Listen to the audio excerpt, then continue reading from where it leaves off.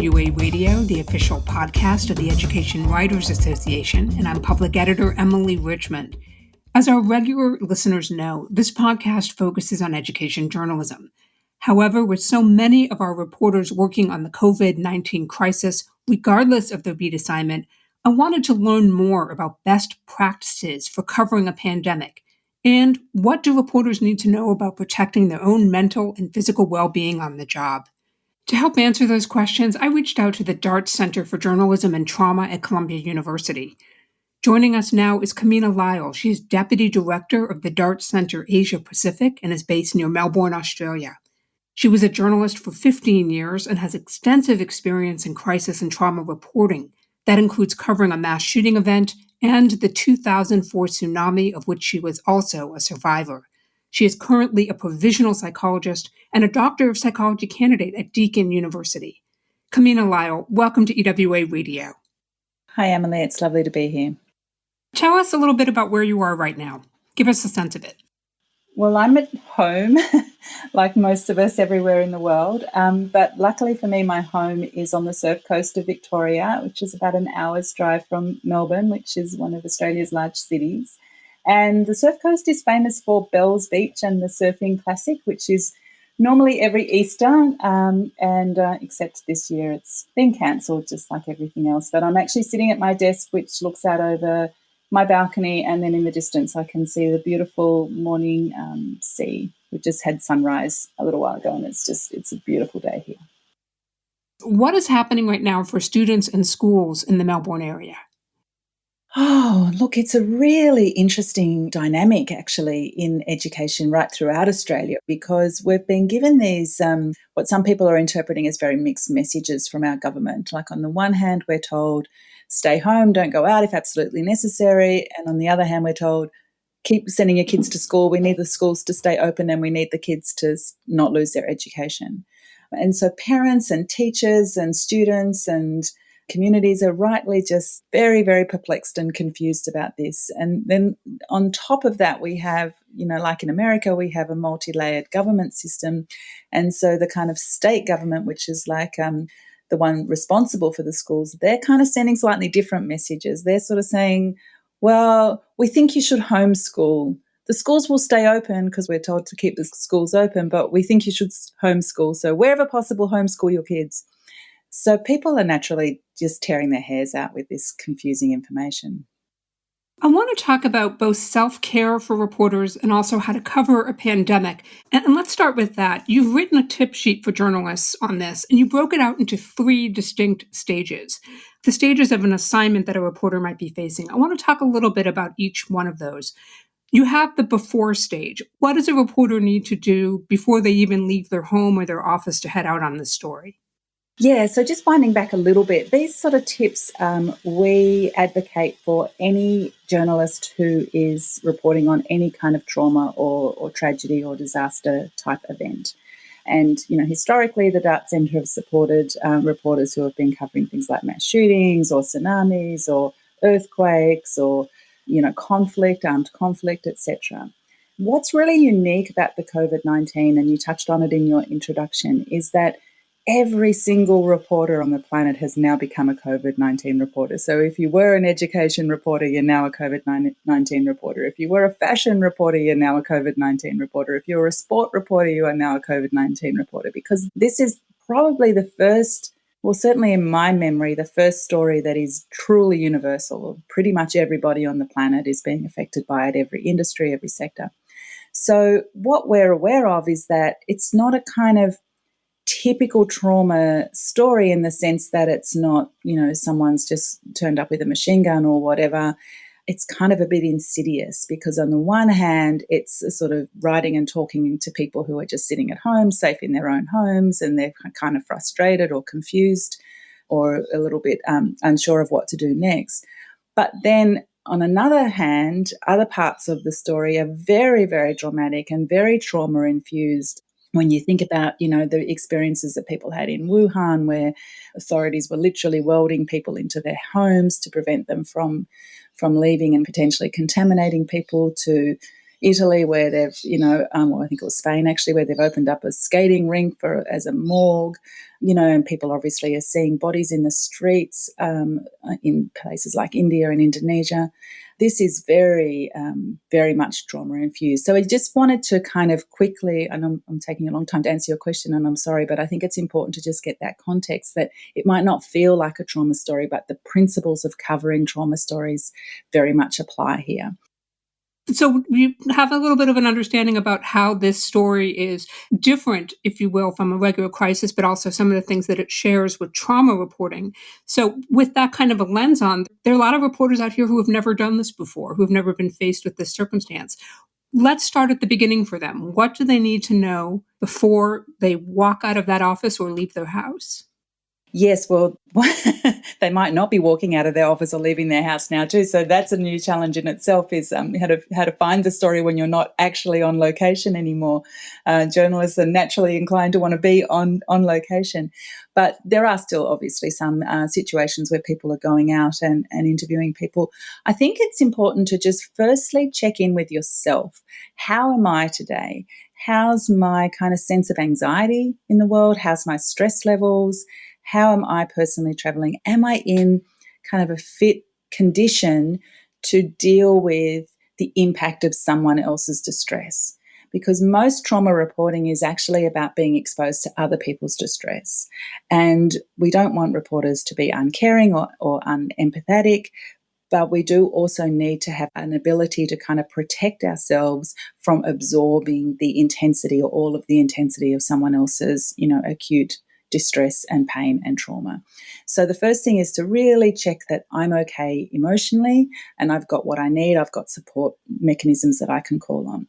Secondly, just in terms of this particular story, obviously there's the PPE and making sure there's the distance requirements, and you've got the kind of technical ability to set up a microphone on a tripod so that then you can stand back from the person that you're interviewing. All of those kind of things we've never had to think about before, really. What happens in a media scrum? Am I going to be, exposed and really pressed in close to people? In some countries, that's less of an issue. There's a much more orderly approach to media interviews. Other parts of the world, it's not like that at all. So how can I personally protect myself through that? So it's just making sure there's just some kind of pre-planning and preparation. What's my plan for how I'm going to get myself out of the situation if it all gets too much? I also thought it was interesting you talk about the need to have things like protective gear, which may or may not be available to reporters at this time, things like hand sanitizer or face masks. But also the idea of having a check-in time I thought was really smart to let somebody know where you're going and when you might be back. Yeah, exactly. I think that's really important as a general principle for going into an uncertain situation. I mean, that's the nature of journalism, isn't it? We're going into situations that are fast moving and fast changing. That's the point of reporting on them, why they're interesting. But yes, just making sure that editor, or if I'm at home, my partner or whoever it might be, does actually know when to kind of wonder what's happened to me. Let's talk about the during of the assignment. And as you said so accurately, it may be that this is a Zoom call with a source, or you may be 6 feet away from somebody at a press conference. What do you need to remember for the during? So I think one thing is being aware of who it is that you're interviewing and how, and this is a general principle of journalism too, of course, but how media savvy that person is. And then if they're generally not experienced in media, they're just a teacher or a parent or someone taking their kids to school or whatever, and you're there saying, can I ask you some questions? And they're not used to how the media works. One thing I think is a really important kind of psychological first aid principle is to make sure the person is aware of who you are, what you're doing there, what they can expect for the next, 30 seconds or 5 minutes or 20 minutes, whatever it might be, and what choices they can make in there. One thing that's consistent about the nature of trauma is that the person has lost choice, has lost power.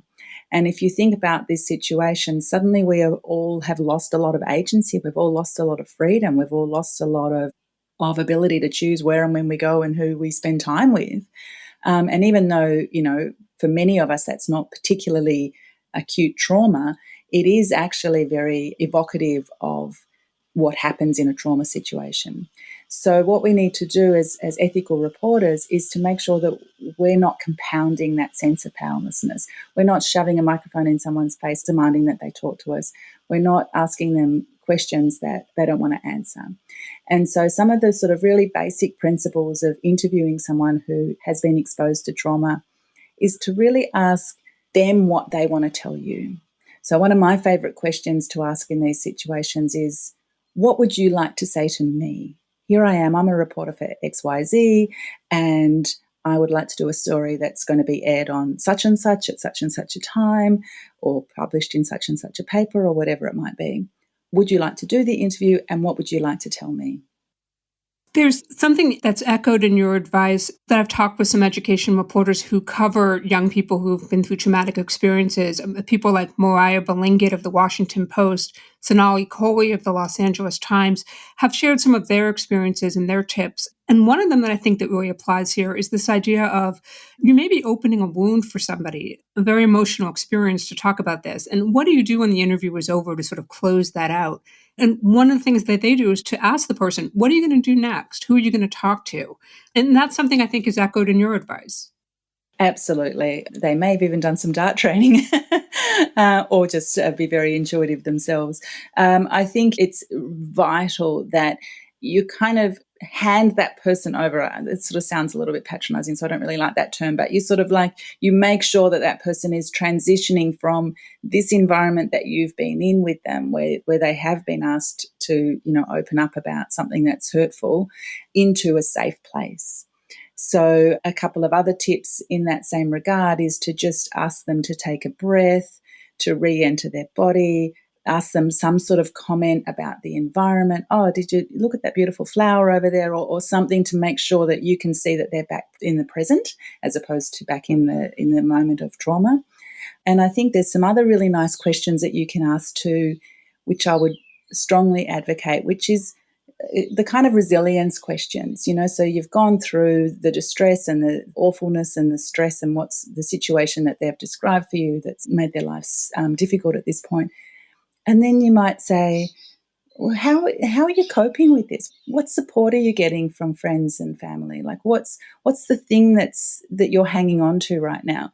So just one of those kind of broad questions. You'll get some really good answers. You'll get some really interesting content from that question, is my prediction. But you'll also help that person mentally remember that, yes, they do have a really loving family. Yes, they do have whatever it might be that is supporting them. And it's a kind of subtle way to remind them as well that that's an option for them to seek and to connect with that part of their life as well. We've talked a little bit about the before, the during, and now we've reached the third stage, which is the after. When the assignment is done, what do reporters do? Well, I think one thing is to really check in on how I am before I go out. Like, how's my anxiety levels? How's my stress levels? How do I feel about this story? I didn't mention that, actually. That's an important one too. Did something like that happen to me once? Because they're the stories that can be really tough to cover if there's a resonance in your own personal life. So it's kind of like the opposite of that. So you leave the interview, and rather than just rush off to the next assignment or even rush off to file, I know that sometimes you might have to if you're on deadline, but just take a couple of minutes or a couple of breaths to just recheck in. How was that for me? How am I feeling right now? Did any of it get in? Like, do I need to cry? Do I need to talk to someone else about, oh God, I just interviewed this person and their story is heartbreaking and it really upset me? Just to let it kind of resolve through your body, let it resolve through your psyche. Connect with your loved ones, eat something nourishing, even if you're not hungry, reactivate your parasympathetic nervous system, which includes things like digestion, take some breaths. And we used to say, go and get a massage. Now you can't do that anymore. So give yourself a self-massage or do some exercise if you can to just re-enter your own body as well. We're talking with Kimina Lyall of the DART Center about self-care for journalists and covering the coronavirus pandemic. Don't miss an episode of EWA Radio. You never have to. You can find us on your favorite podcast app. And don't forget to take a moment to rate us on iTunes. Your support and feedback are helping us grow. Kimina, about a third of EWA's journalist members are relatively new to the beat, And this is most likely their first time covering something on the scale of this pandemic. What advice do you have for them when interviewing people who have experienced trauma? Is there a right or a wrong way to pose some of these questions? Yeah, I think I'm just touching on what I said before. It's really just about allowing that person to tell the story that they want to tell. I would really caution against going in with any preconceived ideas about what the story might be. What happens when people have experienced trauma is that their brains have reacted to the event. And how I like to see it sometimes is that I'm actually not interviewing this person as they really are when I'm in that moment. There's a kind of a window of kind of, a few hours or days, probably up to a day after the actual real trauma event, where that person's brain is so kind of switched on and wired into the trauma response. And so any way that they react is actually not the way they might have reacted to your questions a day before or a day after or any of that kind of scenario. So just to be aware of that, just to be aware that you are going to record this person in a moment of time where they are very vulnerable, that's going to be probably permanent in terms of, permanently online or wherever it might be, and that might not represent who they truly are as a person. And I think you can't necessarily change any of that. You do need to get the story from them and to report on your beat. But just to go in with that kind of open heartedness, I think changes a lot. And also ask them as I said before, what's important for you to tell me? What do you want to express? Rather than, I want to know, what happened and then what happened and then what happened and then what happened. And, we often, especially when we're under stress as journalists, get into that kind of, I just need the facts, quick, quick, quick. And the person feels like they've gone down some rabbit hole of irrelevancy where they're talking about the yellow handkerchief on the side of the road that they saw. And you're not interested in the yellow handkerchief. Don't tell me about the yellow handkerchief. I want to know about this thing that happened. But actually, they need to process the yellow handkerchief for whatever reason, because that's where their trauma fusing has happened.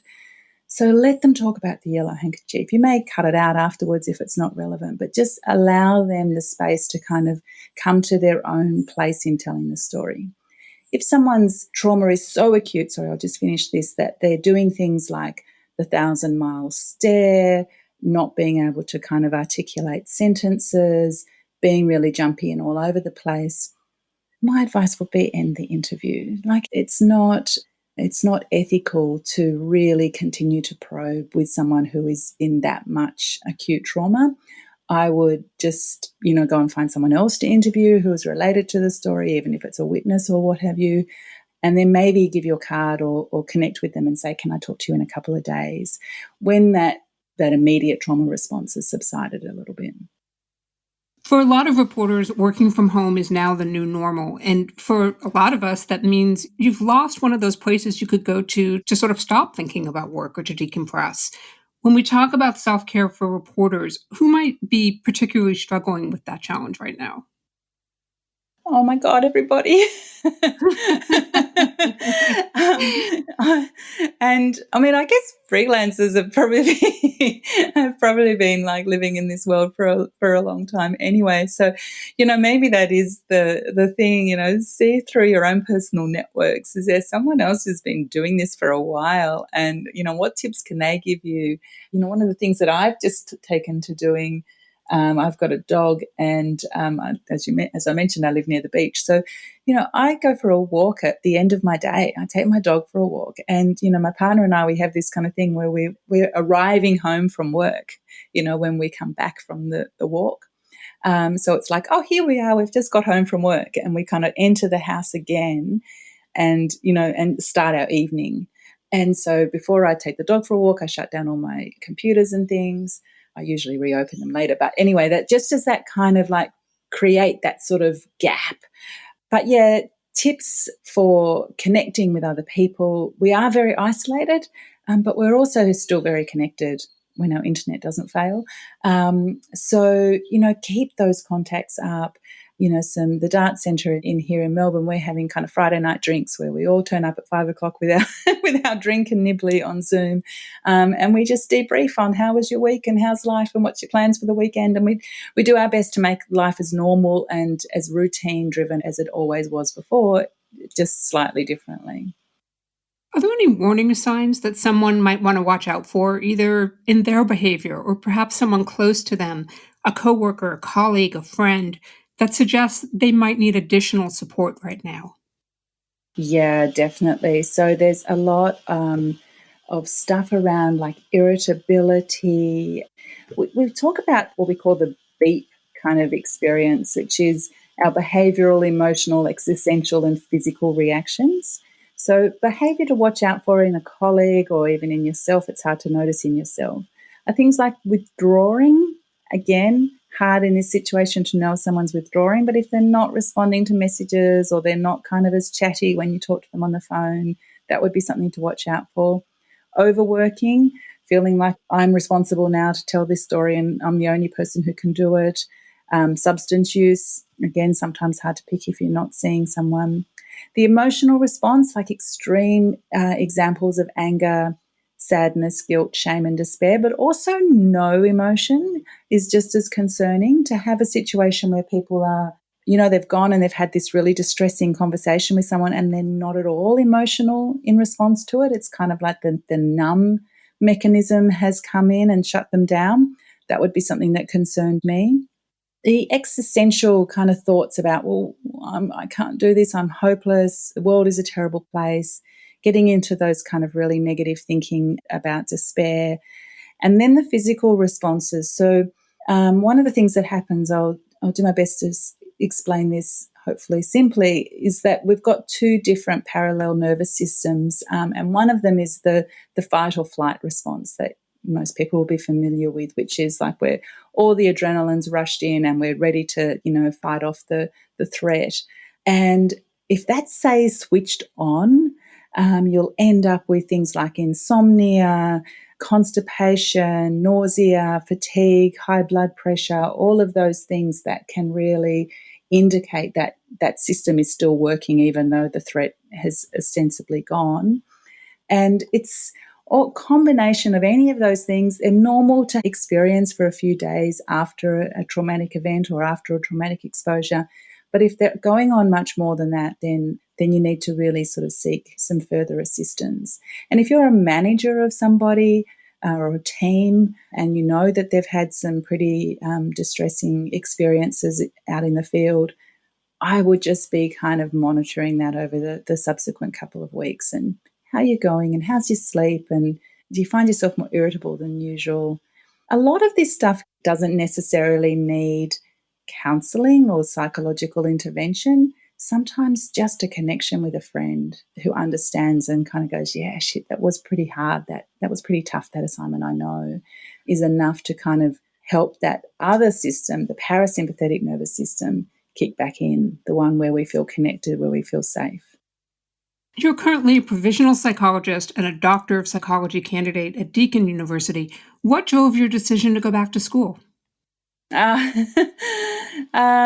well, I did, as you mentioned in the introduction, I was a Southeast Asia correspondent based in Thailand, and it just so happened that on the day of the tsunami in 2004, I was on a beach in southern Thailand, and I was very much caught up in that story on a personal level and then obviously then on a professional level. And as a result of that experience, which is a whole nother story I won't spend too much time on now, I did end up with very severe PTSD, post-traumatic stress disorder. It's not guaranteed that a journalist who has a tough assignment will have PTSD. In fact, it's only, about 3 or 5% of journalists will end up with PTSD, even those ones that have covered tough assignments. I just happened to be in that category. And I was unable to work. I was unable to continue to work as a journalist. I was in a very bad place for a long time.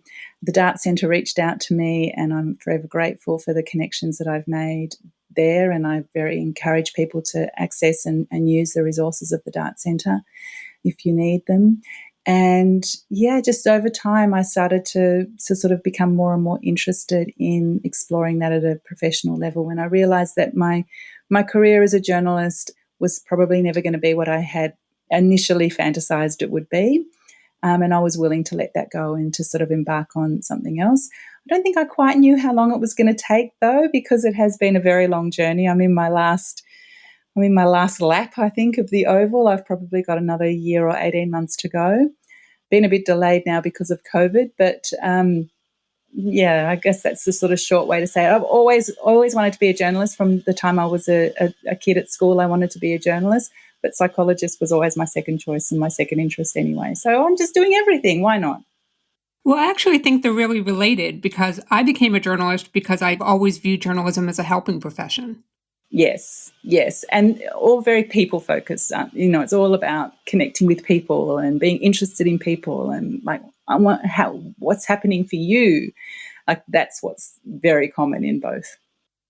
Kimina, we've talked a lot about self-care and how to cover this pandemic. And I wanted to share a personal goal for myself, which is to make sure that we close out some of these interviews with something positive. So I'm hoping you would be willing to share something good that you've seen that's come out of this crisis. For me personally, I can say I've actually met a bunch of my neighbors who I didn't know before, thanks to a digital bulletin board where people are signing up to help some of the folks in our area who may be homebound right now or self-isolating in order to protect each other. Yeah. Well, look, I was going to sort of echo that in a similar way. I actually feel so much more connected now to my community, my family, my friends than I did 3 months ago because, I was a busy person and we'll catch up. Yeah, it'll be great. Well, let's catch up sometime. That was kind of my kind of mantra and a lot of my friends are in the same boat. And now it's like, I literally ring like 3 or 4 friends every single day. How you going? What's happening? And, I go to text them and I go, why am I texting them? I'm just going to ring. I'm going to Zoom them, let's really connect. And the conversations are really rich and nourishing on both sides. So I really hope that's something we all get to experience during this crisis and that we take out of it on the other side and hang on to it afterwards as well. Kimina Lyall is a former journalist with the Australian newspaper and Time Australia and joined us from her home in Victoria, Australia. She is now the Deputy Director of Dart Center Asia Pacific. Kimina, thank you for making time for EWA Radio. It's my pleasure. All the very best to everybody. Stay safe, stay home unless you need to go out, and let's do this together. Let's get through this.